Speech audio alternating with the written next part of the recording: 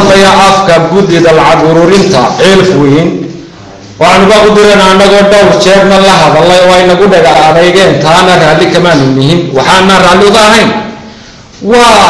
waxay la mid yihiin degmooyinka kale waxay la mid yihiin gobolka Sanaag waa wadnihii ugu weynaa ee aanu in badan rajaynaynay wax noo qabta madaxweynaha Somaliland Maxamed Axmed Siilaayo ayaa arrinta ilaahay ku ilhaamiyay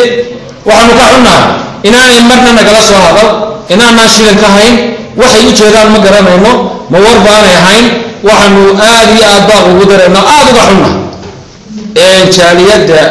degmada ceelfweyn ee debadaha meelay joogaanba wala gaar ahaan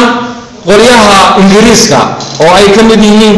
firfircoonaan jiray degmada ceelfweyn u firfircoonaan jiray ma yihiin haddaba timitii ugu weynay waxay leenahay lacagtii ka soo saara meelay ku jiraan iyo akoonnada ma waxa ka liidata islaamaha reer garadaga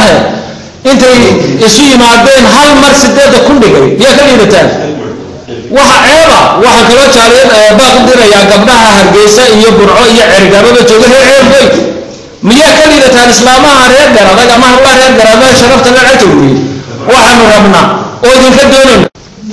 jaaliyadda degmada ceelfweyn ee debadaha meelay joogaan